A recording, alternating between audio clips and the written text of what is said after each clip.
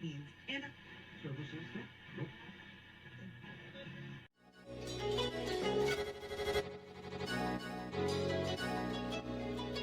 let's go.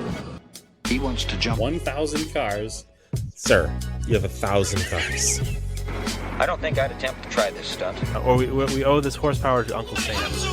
Too many cars. Car. You know, roses would be... Like I put my beer belly on it. If you can't immediately tell somebody how many cars you have. You'll really give those uppity yuppies something to think about. Stay on the bar. Don't go off the bar with your Bronco. 1980 Volvo horns, what's right? Yeah. I want a man's coolant. And he's like, oh, I thought it'd be small. It's for a small car. And I'm like, yeah, but it's still an automatic transmission. They're never going to be light. It's definitely going to have to crash. Starting off with Brad buying another car. That's the West. Internet. You know, is this a Nigerian oil print? I also wish you drove a tan Camry. Anyways, Anyway, that's a horrible, very horrible podcast that's content. a very Talking about a picture. inside joke. It loves to be driven hard. And another episode of Auto Off Topic. Hello, Brad. Hello, Andrew. How are you today? I'm doing great. I don't know. We got. I don't think we have a ton of stuff because I know you're still in your holding pattern for your garage, right? I am. We have dates though, so that's good.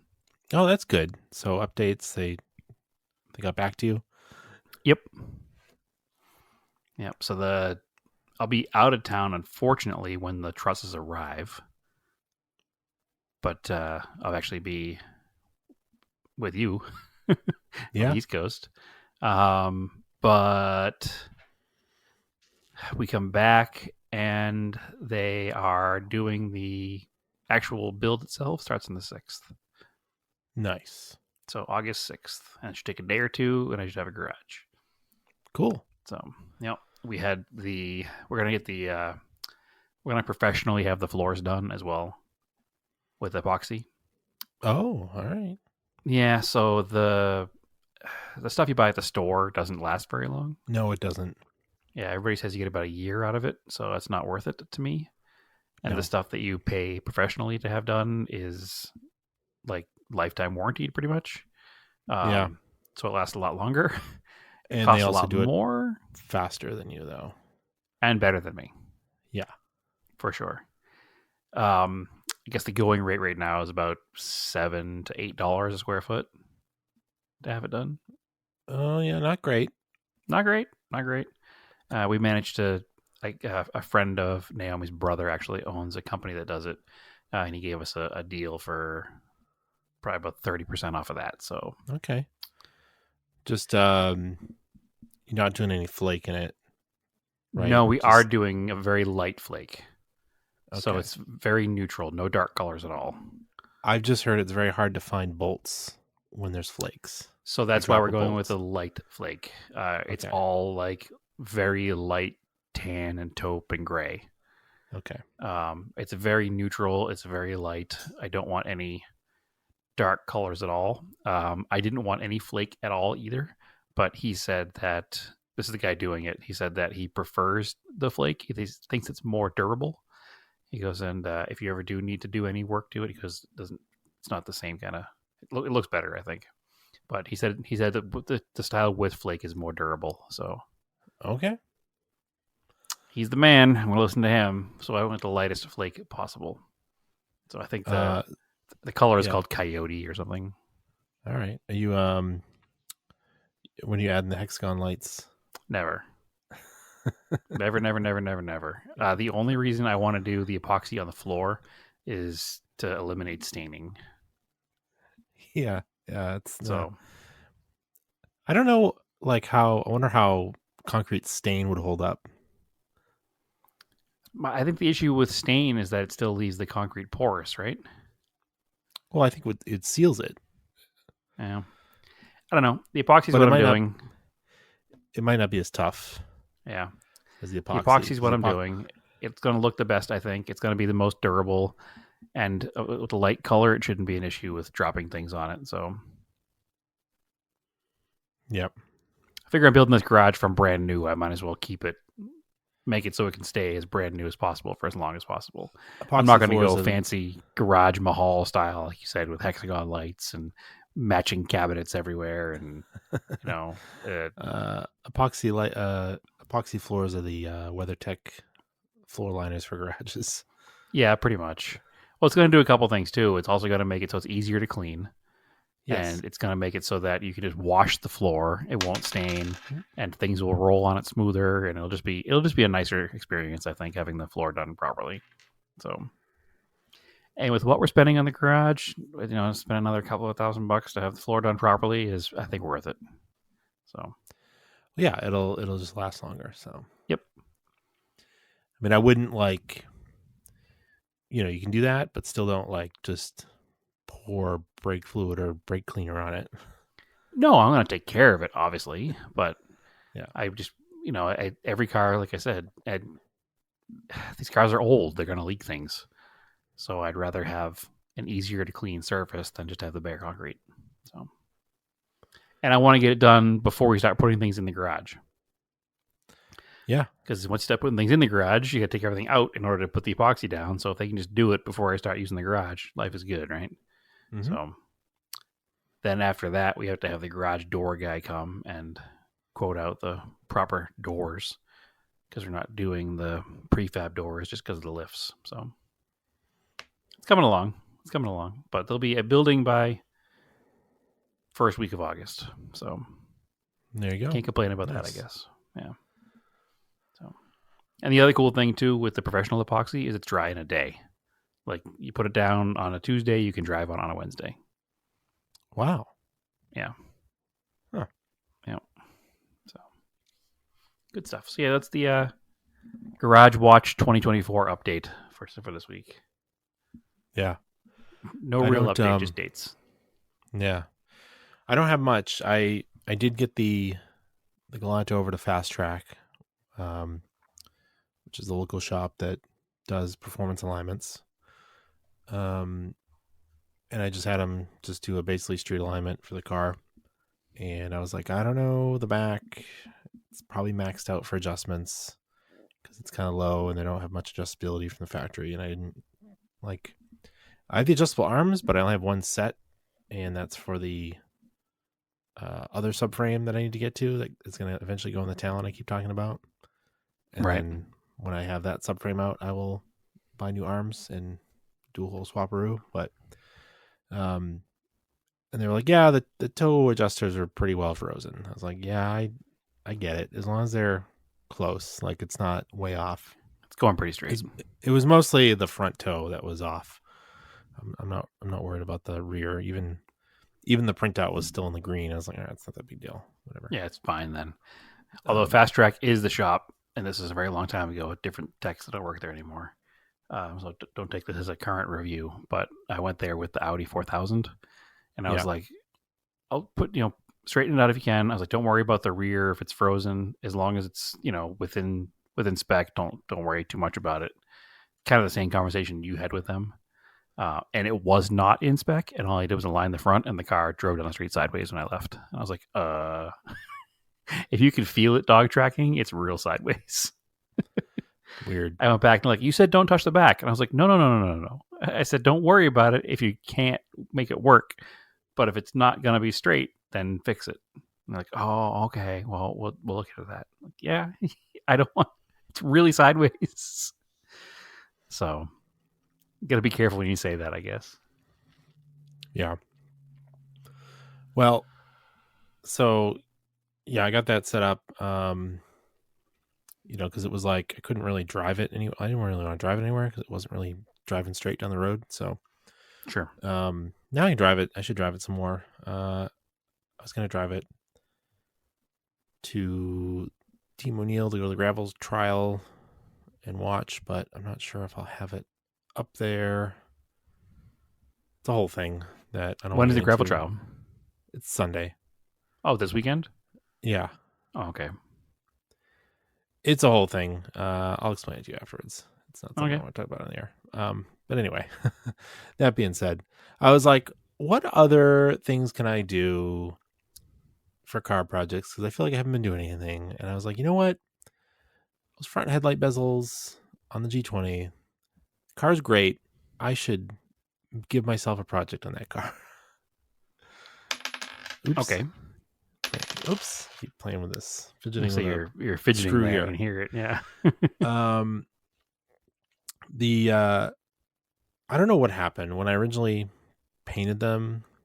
I followed the instructions and it said wait a few hours for the primer to dry, but it probably wasn't dry.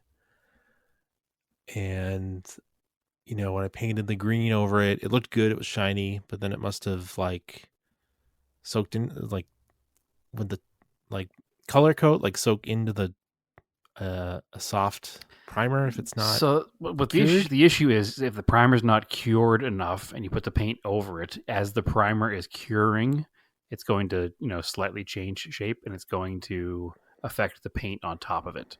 Because the problem is both paints are going to cure at different rates, and that's going to affect how it looks. And the way you had some low spots and some high spots and some that looked like almost like reverse bubbles tells me that that's probably what happened. The bubbles were between the primer and the color coat. Yeah. So that's what I mean. Somehow, after a while, just broke, and it was all spotted primer. Yep. And so my guess is the primer wasn't dry enough for the paint. Yeah. Which, clear, they can say whatever they want as far as the time to wait in between coats, but the problem is that doesn't take into effect things like your exact temperature and your exact humidity when you paint it. That all affects the drying time. I don't know how I would be able to tell if the primer's dry. Just give it extra time. Yeah. It's really the only way to do it. I mean, if you can touch it, you can put your thumb in it and hold your thumb on it for a long period of time without leaving a thumbprint. It's probably a good indicator. I mean, it's just one of those things that you just learn over time once you've done a lot of painting projects. But it's not something you do all the time, then it's hard to get that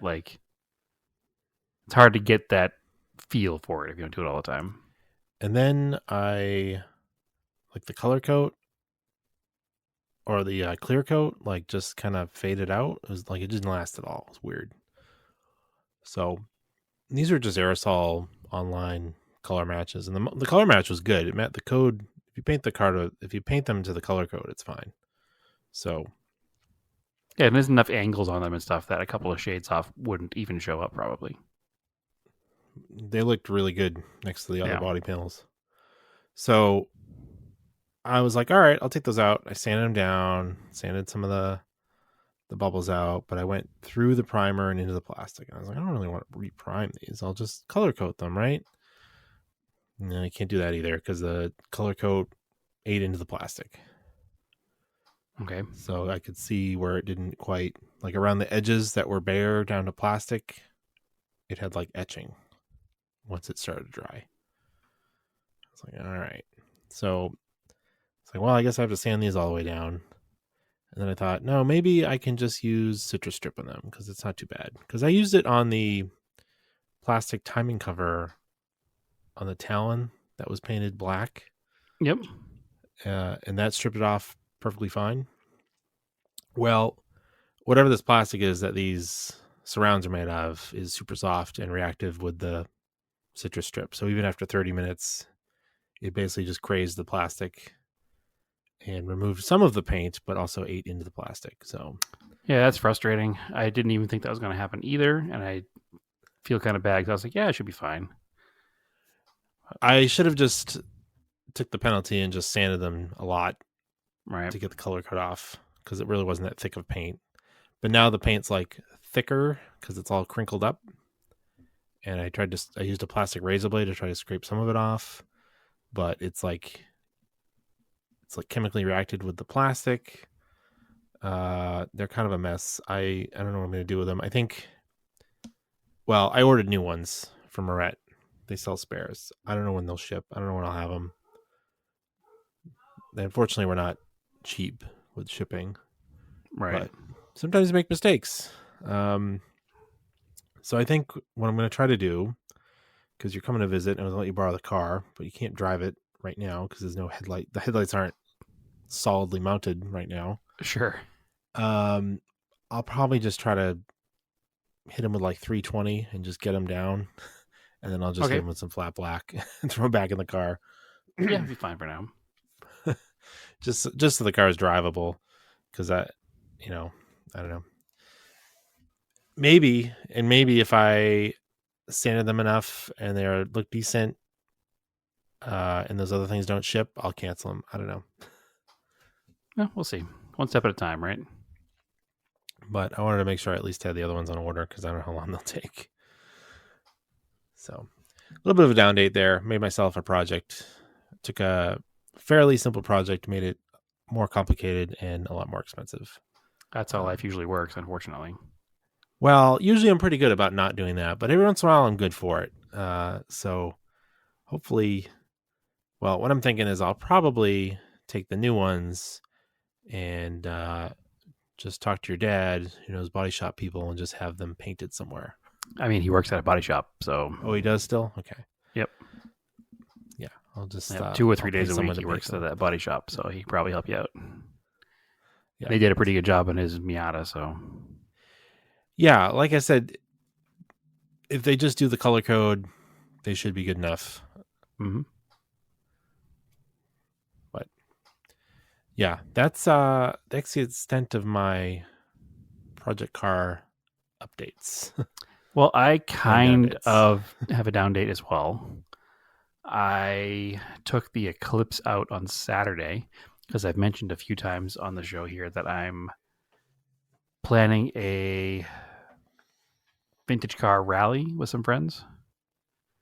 And I went out Saturday to pre-run some of the event and just check mileages and where stopping points are going to be and points of interest. And it's up in like the mountainous Prescott, Arizona area where the kind of, windy mountain roads are. So obviously I was driving it hard, the Eclipse. I don't know if I said that or not. And you're, with no turbo at elevation, you're foot to the floor often to go normal speeds. And it didn't happen when I first left, but at my first stop up at the top of the mountain, I started smelling fuel. And I was like, that's not good. So I was like, well, nothing to do about it now. Keep driving a little bit further. So I went a little bit further, and I stopped again, and I smelled more fuel. And as I drove off that time, I could smell the fuel like through the air conditioning vents. And I was like, that's not good. So I changed my route plan, and I routed myself to a Home Depot to pick up a fire extinguisher just in case, because it smelled like an awful lot of fuel, and cut the trip off halfway and just went straight home from there instead of doing the windy, fun rest of the rally route and drove the car straight home. Of course, part of the 17 is closed for construction on the weekends right now. So I sat in an immense amount of traffic with 114-degree heat and fuel smell. So that was also unnerving. But thankfully, I had my extinguisher if I needed it at that point. Made it home. Didn't have a fire, thankfully. I haven't really had a chance to dig into it too much because this was on Sunday this weekend. I think it's Saturday, but it was Sunday, I think. Whatever day it was. I was busy afterwards and haven't had a chance to look yet, and everything in the car was too hot to kind of figure it out there. But my assumption is that I haven't driven the car much since I put the head back together. And this is the first like super long trip I took with it. So my assumption is that something I did when taking the head off is probably either an O-ring didn't seat properly or was old and hard, and when I put it back together, it didn't seal properly anymore, or something just isn't quite tightened all the way. So I need to find out where it's leaking from. I don't think it's leaking a tremendous amount of fuel. I think it's more like a vapor. So yeah, a little bit of gas will smell a lot. Yeah, but it made me nervous, and I haven't driven the car since, so I got to find out where it's coming from. But I was looking, and the only fuel lines under the hood that I split open when I had the car apart are the feed line. And no, return. actually, I didn't even open those because I pushed the rail out of the way.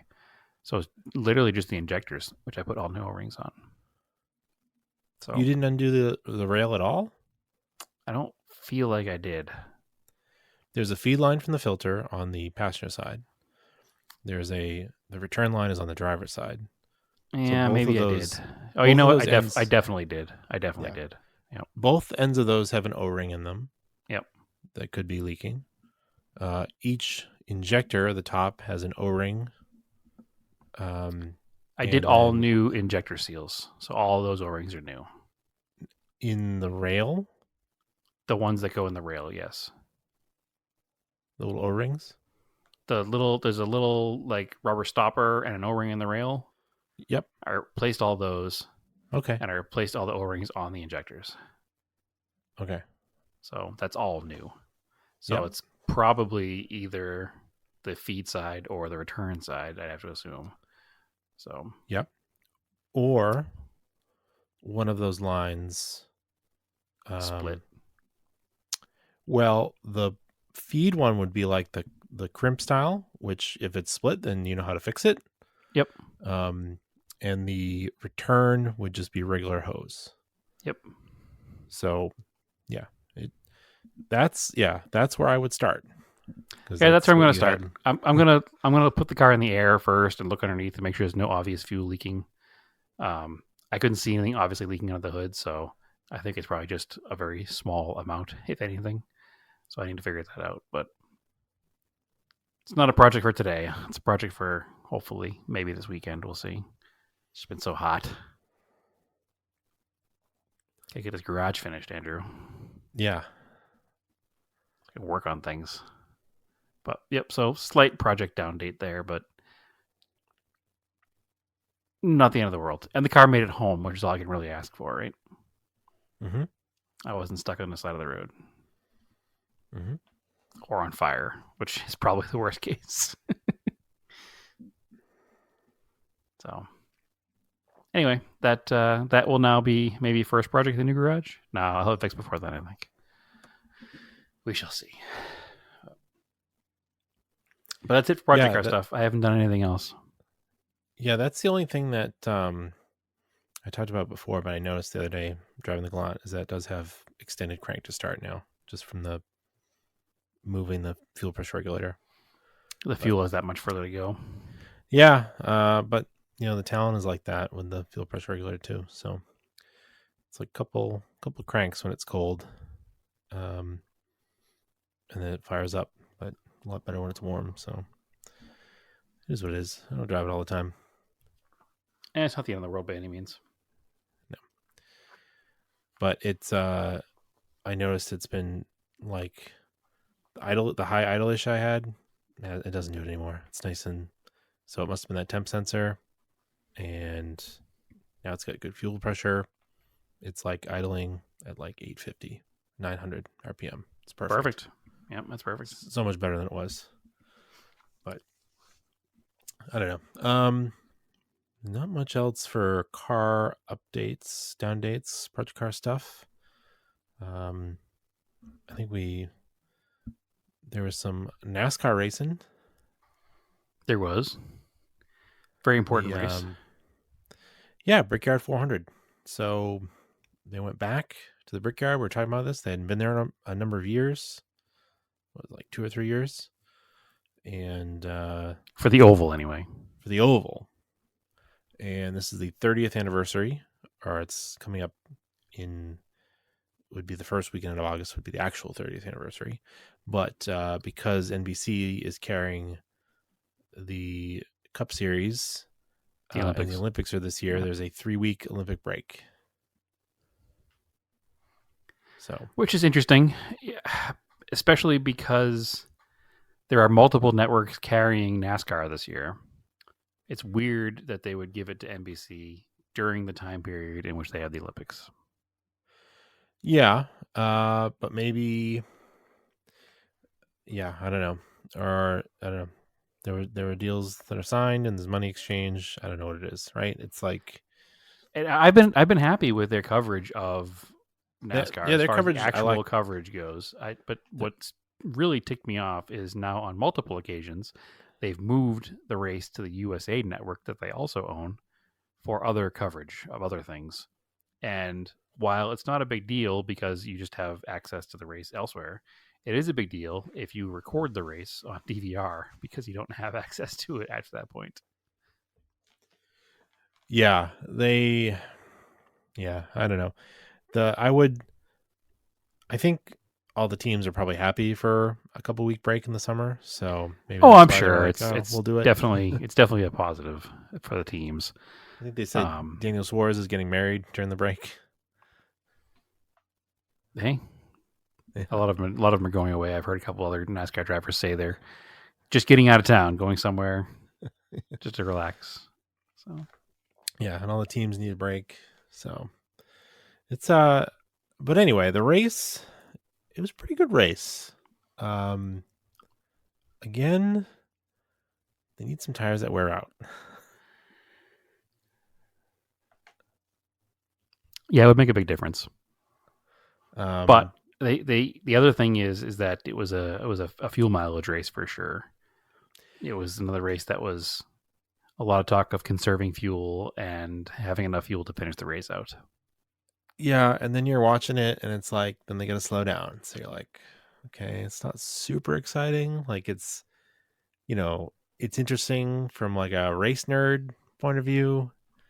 And From a strategy point of view, very interesting. From I want to watch people bang doors and pass each other, not as interesting. Yeah. And honestly, the last stage was pretty. I mean, the first two stages were pretty decent. When you have Denny Hamlin won the first stage, Bubba Wallace won the second stage. Yeah, and they both had pretty strong cars. Yeah, they both were contending in the end of the race. I think Bubba finished 5th. Yeah, and Hamlin did not finish well, but it was not because he wasn't contending; it's because he got taken out. No, it's because he got taken out. Yeah. Yeah, there was like a bunch of in the third stage there was a bunch of cautions that bred other cautions, and it got kind of messy. And man, I really maybe if there hadn't been a couple cautions, maybe Keselowski would have made it. Like He I definitely really would've wanted made to it. see if he was going to make it. Yeah, he definitely would have made it. Because So this is the big controversy, because what happened in the end of the race, they red flagged the race. Yep. After one of the wrecks. And the reason they red flagged the race was because they knew it was going to be an extended time to clean it up, and they knew people were running low on fuel. Yep. So they're like, let's just do a red flag. Odd that they would do that, because tough luck, you run out of fuel, you get fuel. Like that's just how that works out. But they didn't. They chose to do that. So what happened then is people didn't get fuel because it was under red flag conditions and they couldn't get fuel. And then when the yellow came back out and they started driving again, they definitely were not going to get fuel because they would lose their position and have a very short yellow flag stint. They'd be right in the back of the pack or whatever. So Keselowski stayed out there, lined up next to, was it Blaney was on the outside? Yep. And so here's the thing. So towards the end, within the last 10 laps, right, before the wreck, Larson ended up on a pit strategy. He had more fuel than everybody else. And everybody else is going slower, like 20 miles under what they could have been going, 20 miles an hour under, right? They were running laps around like 160 or something. And then Larson was like, well, I got more fuel than I'm going to push the pace. And he started running up. He passed everybody. Passed everybody except he couldn't get by Blaney. Right. It was interesting. And therefore he couldn't get to Keselowski. So it was like coming down. I think it got down to like 4 laps. I think they're 4 to go. Yeah. It was like, is he gonna do it? And then they had that wreck, right? So they red flagged it. I guess they should have made the call to just let people come in under caution, do competition stops. Yeah, 100%. That would have been the way to do it. It would have shaken up the whole event, because then they would have gotten back out there. At the time, I think Larson was in 3rd or 4th. Yep. He would have lost that position because there were cars further back that would have been able to leapfrog, and he would have had that 4 or 5 laps to try to, or maybe he wouldn't have had to come out at all. Maybe he would have come back out if he stayed out in 4th. I don't know. Maybe he would have stayed out. But it would have shaken up the entire field. So that was the first odd call. And then what happened in the end, or the second to last lap, third from last lap, whatever it was. They come around on a restart. On the restart, Keselowski runs out of fuel. He immediately pulled into the pits. Immediately pulls off to the side instead of having to sit on the track and cause a big pileup behind him, which is sort of the right thing to do, but also like it was a correct move. You probably shouldn't run that low, but whatever. But the problem with that was then all of a sudden that gives Larson the line right next to Blaney, and Larson's on the inside, which is a huge advantage at Indy. So the second the green drops, he's gone. Yep. He just drove away from Blaney. Yep. And it was just there was no chance of anybody else winning but Larson, except there was a spin in like turn 1 or 2, and the car got stuck on the track, and for some reason they didn't call a yellow. They didn't blow a yellow, and the cars had not hit the start finish line yet. So if they had thrown a yellow, it would have gone to another green white checker, another overtime. But they didn't throw a yellow until all the cars passed the start finish line. In fact, they were almost all the way back around the track again to meet up with the car that was stuck on the track. Yeah, which seemed weird call, unnecessary and dangerous. Now, what they said, the official explanation was, he was trying to move his car. We thought he might get his car up and running and not be in the way, and we wouldn't have to throw a yellow. But that doesn't hold true in my head, because watching it on television, when you have... He had flats. He had missing one tire, and he had another tire was flat, and the car was stopped almost immediately and stuck. His tires were just spinning. And if I can see that as a casual viewer at home on television, I'm pretty sure the NASCAR officials had a better view of it than I did. Why didn't they do something about it? We're like, why aren't they calling yellow? Yeah. So it's almost like they were just like, we've had too many overtimes. This race just needs to be over. Let's just make it happen. They had one overtime. Way too much stuff was happening at the end of the race. Nobody has enough fuel. Let's just make this happen. Let's just end the race. It seems to be the call they made. Unfortunately, they made that call with Larson out front, which also brings up all these other conspiracy theory conversations about, letting one of your most popular drivers win the race. And the 30th anniversary of it, and it's the first Hendrick car, and Hendrick won the first time, and it's like, ugh.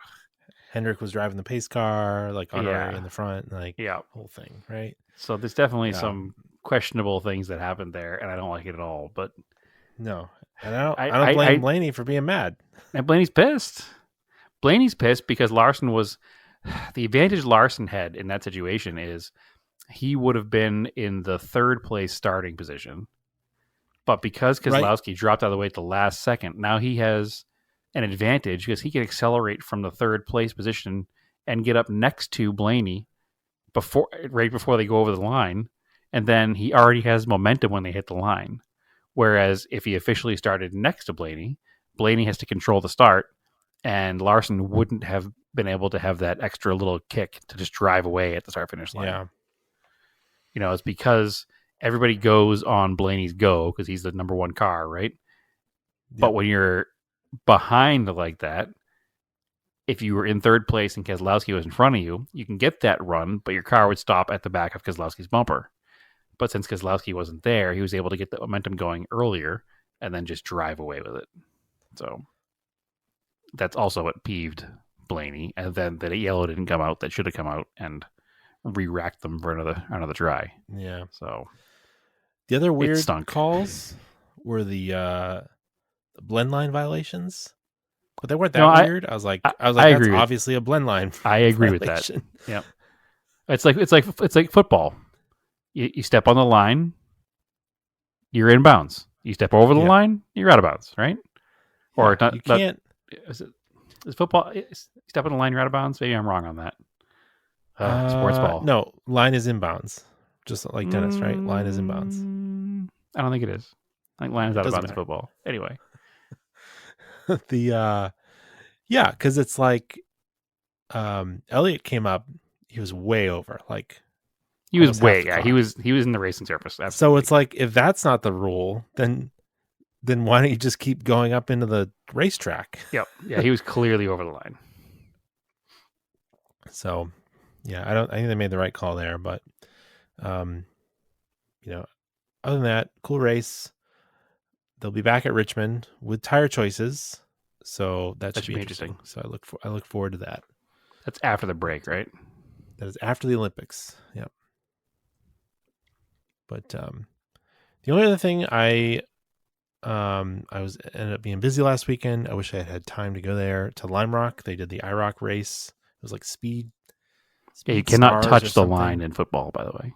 Okay. It was I was wrong. Speed Stars or something, or Speed All Stars. Ray Everham owns the IROC brand, so they brought back. They did some like I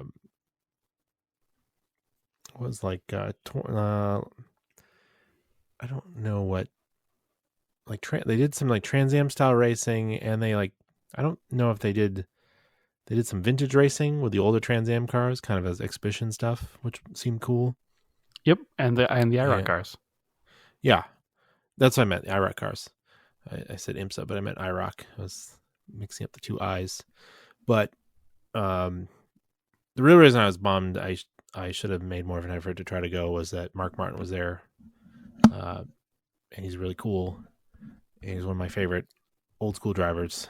And absolutely signed a bunch of autographs and stuff. So I have like an old Mark Martin car I would have brought, had him sign or something. But oh well, maybe they'll do it again next year. Yeah, hopefully. It looked like a pretty cool event. Yeah, it was like a very casual, even more so casual version of the Lime Rock Historics. Yeah. So that's the only other thing. You want to do some Craig Don't Tell Me? I have a couple. All right. Let's give a little intro here. Now for some Craig Don't Tell Me.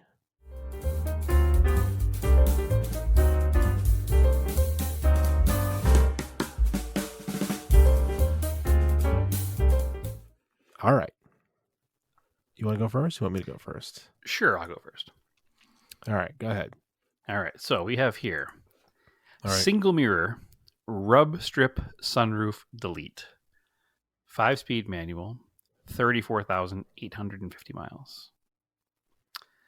This is Euro number 98 and production number 112, meaning only 14 US spec cars are built before it. I bought this car from a field in Sacramento where it's sat for 20 plus years. It will need full restoration, but all of the rare early bits are still there.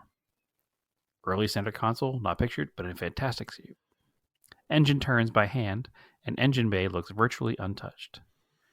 Previous ownership was tinkering with the ignition switch, so I have not attempted to start the car. Pulled the gas tank, had it cleaned like new. Was planning on restoring after building my other car, but I doubt I'll get any time to do it. This is your chance to own one of the earliest known blanks that will continue to appreciate in the next 15 to 20 years, in my estimation. Restored, I believe this is a $100,000 car, given the true mileage and rarity. You can see on the first page of the blank Owners Club registry that this is the 14th earliest car known in existence. Included with the car is 5 yards of material to recover the seats, with more to spare. Huh. No engine specs, huh? Nothing? It is a V8. It's a import. Early car. V8 early car. No rub strips. Right? Rub strip, sunroof, delete, 5-speed manual, 34,000 miles. Oh, it's a 5-speed. 5-speed with a V8. Whoa.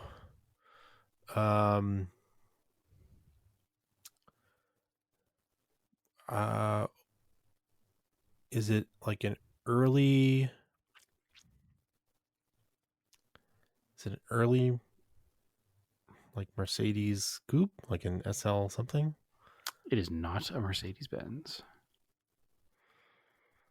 Is it Italian? It is not Italian. Oh.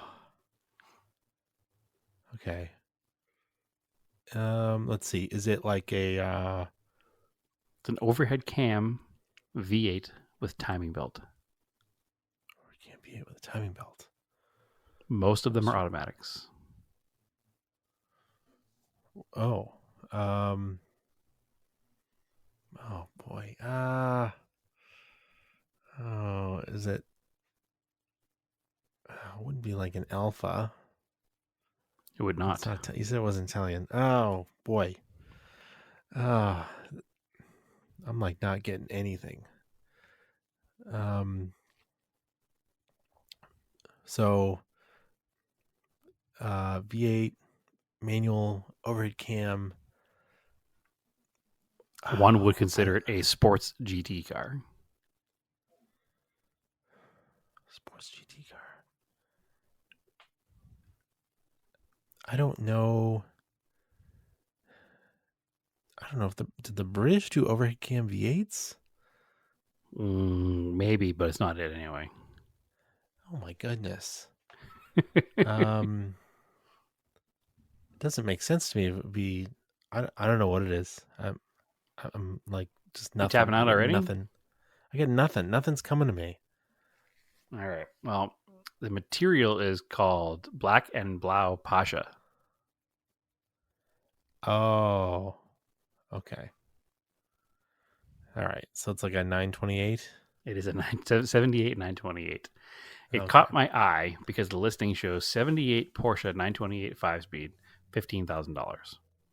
And I was like, that is incredibly cheap. Because it's in a field. It's not in a field, it's in a driveway, and it looks really shiny. So I clicked on the listing, and it is very shiny because it's covered in water. The interior is out of it. The seats are all ripped and torn. The car has not been started in a very long time. So who knows what's going on with it. But so it is not cheap. It is probably more than market value given what it needs. But hey, 34,000 mile California car. I'm sure you can do something with it. Yeah. So I don't want to do anything with it, but somebody can do something with it. It's the right color combo. It's the silver 928 early car, so none of the body adornments over a Pasha interior. It's good. It's a good car for somebody else who's not me. All right. I got one. Maybe you'll get it. Maybe not. It might be too hard. Let's see. I'll definitely get it. Left-hand drive project. Left-hand drive, like normal? Yep. Okay. I purchased this car on the West Coast and shipped it back. No rust issues. Underside is clean. Bolts turn freely. Running out of time on this project. Got it running. Rebuilt carb. New SU fuel pump. Generator. Points, plugs, etc. Fresh oil and hoses. Have belts and lots of extras. New master cylinder. New wheel cylinders. Can't seem to get the brakes to bleed properly. And no longer have the time or energy dedicated to this one. Great candidate for restoration. Never came with a passenger street, must be passenger seat. But I have a frame with replacement straps. It's old and blank and not in my wheelhouse. Starts up with a new battery, starter, solenoid, and starter cable. Have multiple keys. 1961 Triumph TR3. No. Would consider Italian motor scooter trades. 1964 Triumph TR4. I mean, you've got the right country. I could tell it was British just based on the conversation. The fact that he says left-hand drive, meaning it's a car that you might commonly see in right-hand drive. Yeah. So if it's not a Triumph, it's probably an MG, like an MGB, or a MG midget, something along those lines. Nope. Go more obscure. You gave me a TVR last time. More obscure. More obscure than a TVR. I wouldn't call this a sports car. Huh. Is it a 4-cylinder car? I believe so, yeah. It's 1,000 cc's. I'll give you that. 1,000 cc's. Yep. Very obscure. Is it like a Morris Minor? It is. All right. It's a 59 Morris Minor right here in Peabody That's cool. for $3,900. 2-door. I'm into it. What color is it?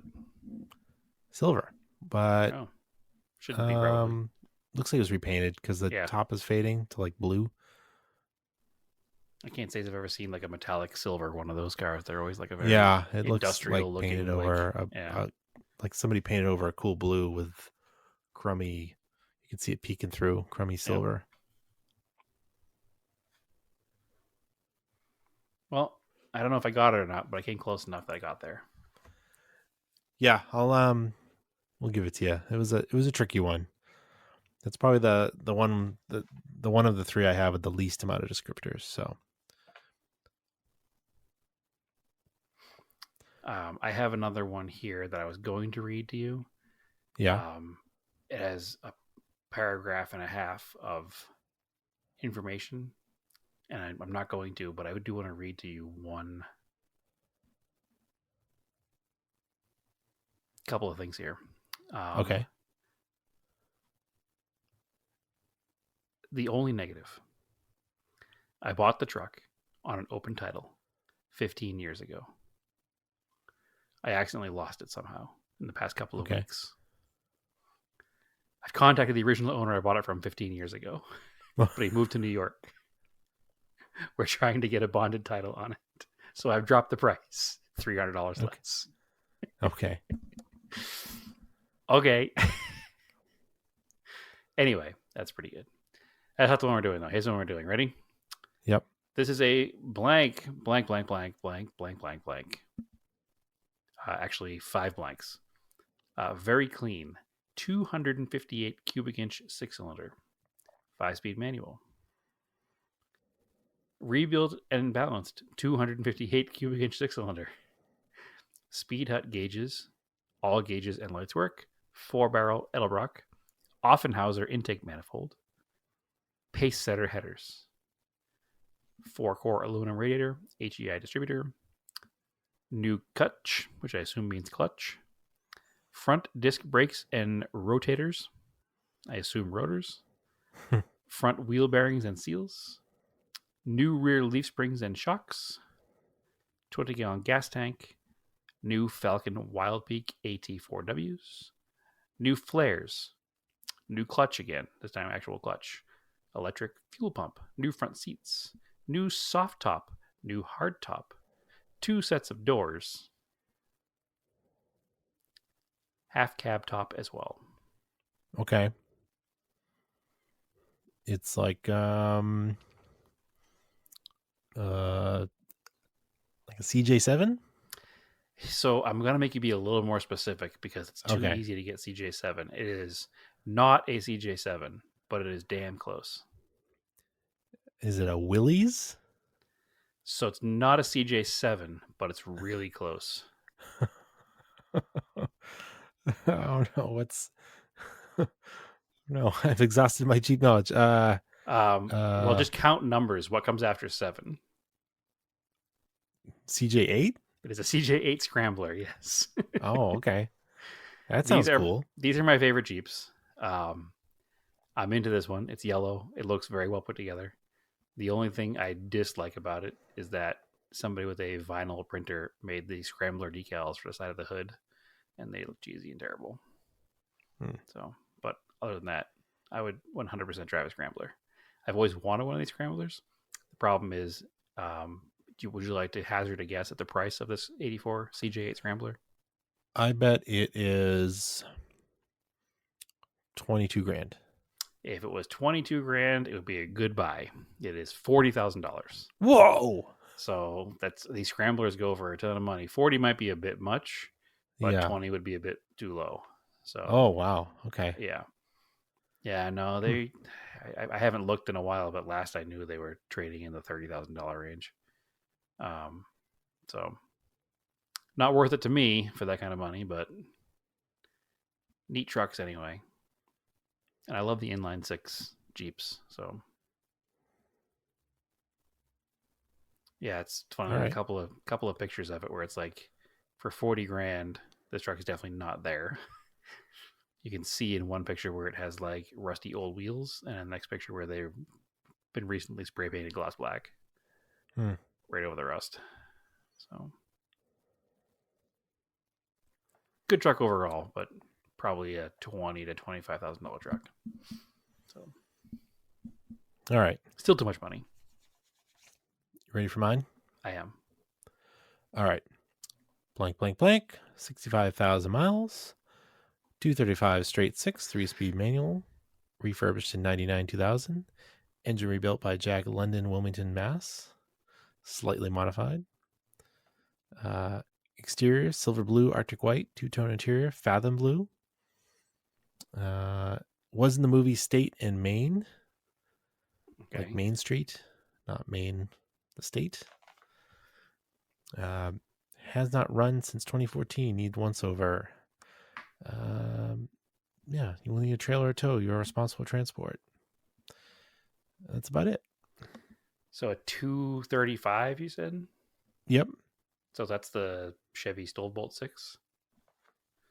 Yep. Fathom blue sounds like a modern color, or not a color from that era, because that era would be, I don't know. God, that's probably mid 50s. It's like a 53 Chevrolet. Is that a Thriftmaster pickup? Just You are right manufacturer. So close. Is it a truck or a car? It's a car. Okay. So it's a 50 to 54 Chevrolet Coupe. Nope. Oh. That engine was around forever. Yep. I just don't know what years was a 235. I know that's one of the common ones. So I assume that it's going to be in the 50s, but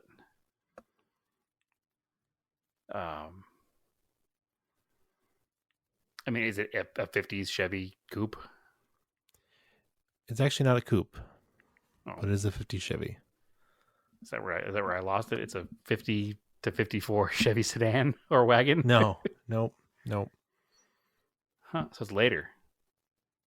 Yep. Yeah, I mean, I'm in the ballpark. I don't think there's enough information to justify me getting any more guesses other than just guessing in order. So it's a 55 Chevy sedan. Yeah. Yeah. All right. I'll just tell you what it is. So you're not just guessing years. Yeah, that's all I can do at this point. 58 Chevy Biscayne 4-door. Okay, that's cool. In, I don't. You yeah, don't. it's silver blue, so it's kind of a silvery blue. The roof is Arctic white, and the interior is fathom blue. It's got like a blue interior. It's really cool. Yeah, it's probably very pretty. It's funny. I don't. Yeah, there wasn't enough information there to get any further than just it's a Seemed like there 50s. was, but I guess It's not. a 50s Chevy. Yeah. You don't see many of the later 50s stuff. Like a 58 is a big car that still are rolling around with the original 235 6 in them. The earlier 50s stuff, like the 50 to 54, which is where I usually picture that engine in. So Weird. This movie sounded sort of familiar. State and Maine is a 2000 American comedy film starring William H. Macy, Sarah Jessica Parker, Alec Baldwin, Julia Stiles, Philip Seymour Hoffman. Those are about the only people that everybody knows.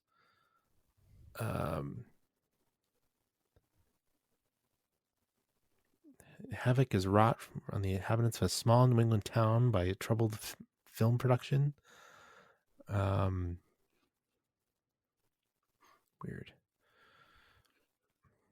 Weird movie. So it looks like the 235 went from 41 in trucks, but 1950, which is what I thought, in cars. So 50 to 62. So and it's also that's also what was in the first Corvette, the Blue Flame 6. It was a what a higher compression, triple carbureted version of that. And I think that the original one made like 110 horsepower, and the Corvette one made like 150 horsepower. Yep. So they're super cool engines. They sound cool too. If I came across an early 50s Chevrolet, which is high on my list of someday cars, I'd probably prefer a 6-cylinder car to one that somebody swapped a V8 in. Because obviously there was no V8 till 55 in Chevys. So anyway, cool. John Krasinski's in this movie, uncredited. Weird. Oh, wow. 2000s like the beginning of his big career. Yeah. Too. Here's another local thing.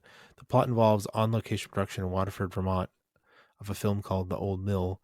The actual film was shot in Massachusetts, in Manchester by the Sea, Beverly, and Dedham, and Waltham, which is weird. Those don't look at all like Vermont.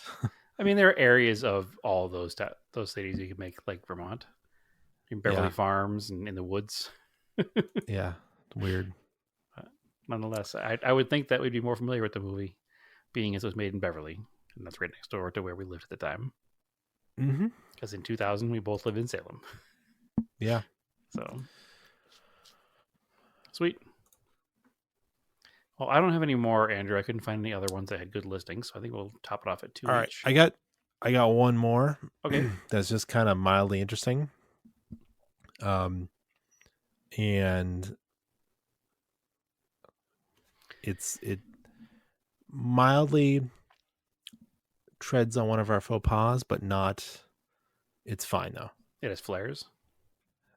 One of the things we usually don't discuss on this podcast, but Political. We'll see. All right. So this is a really nice minty blank. I bought this car from Mitt Romney. Long story. No, I didn't sit across from him at his kitchen table and haggle with him. His people sold it for him. I just stumbled upon it. I don't know him. Although he seems like a heck of a guy, a great governor. It's got 13,000 original miles. Will keep changing as I drive it often. The speedo is not flipped. I guess meaning turned over. Runs and drives like a new car. Pretty much looks like new. Always needs a little something here or there because it's an OG car that really actually gets used. Blah, blah, blah. Mostly original. Not a complete restoration. All right. He's got a story here. Mitt's son bought this car for him in 2008 as a birthday present. Mitt's dad ran blank and was really into the small economy car division. So there's a clue. It looks like it came from a place in Florida where they rehab classic cars and sell them. Must have been a cream puff in someone's garage with no mileage. They rebuilt the engine, 3-speed transmission, reupholstered the front seat, new top, new paint job, but everything else is original. It should probably be displayed somewhere instead of a chump like me driving around in the winter. I mean, there's no technical information there at all, other than it's an economy car with a 3-speed. I mean, but what company did his dad run? Mitt Romney's? Yeah, dad. Oh, I don't know. Isn't he married to the Heinz lady? No, that's the other one. The other guy from Massachusetts. Oh my gosh, he lost in 2004 to George Bush. Sure. It doesn't matter. We don't. That's not this type of podcast. But well, let's see. The only car of Mitt Romney's that I'm aware of is the one that he put his dog on the roof of and drove on a road trip. Do you remember that story? Not this. I know the story, but not this one. Yeah. So it wasn't the family truckster that he had the dog on the roof that pooped out the back window. No. So no, again, the only information is economy car, 3-speed. I don't know who his dad is. I mean, if he was really into economy cars, is it like a? It's American, I assume. Yeah, what would be an early '60s American So it's economy car? AMC. Okay. Do you work for AMC? Yep. I feel like I should know that as a big fan of AMC's, but I don't know that. So it's a '63 Rambler. Yeah, I mean, yeah, '62 Rambler American convertible. Okay, that's cool. Yeah, it's black and red. I'm super into the cars. I love Ramblers. I had no idea that ROM had anything to do with it. So interesting. Interesting story for sure. Yeah. Now I know two Mitt Romney car facts. Yep. One's grosser than the other. Well, anyway, on that note, that's all we got this week. Come join us in the Discord. I've got a bunch. I think I did it last time. A few days after this episode drops, I'll put up links to these. You did last time. Yeah, I'll put up links to these after a few days have gone by. Let people catch up and listen. But I've got like 20 open tabs of cars that didn't make the cut because they had like 2 sentences, but they're still cool cars. So I'm going to go spam the Discord. Excellent. Tire Kickers channel. So come join our Discord. We have a channel or a sub channel of it that's called Tire Kickers. We just put cool cars that everybody finds for sale, and hardly anybody actually buys them, so we call it Tire Kickers, right? Although we've had a couple of people actually follow through and buy some cars that people have posted. So Yes, they have. But anyway, yeah, you can follow the podcast Auto Off Topic on Facebook, Auto Off Topic on Threads. I am Raced in Anger on Threads and Instagram, and Auto Off Topic is also on Instagram, of course. We've done some Scale Autocast posts the last couple of days of our indie pace car diecasts. But on that, Brad, where can we find you? I'm currently building an RC truck, so expect some pictures of the building process there. Oh, cool. Yeah. Find me at TSI SS 350 at all places that are internet. All right. Sweet. So, as always, keep your cars analog and aim for the roses.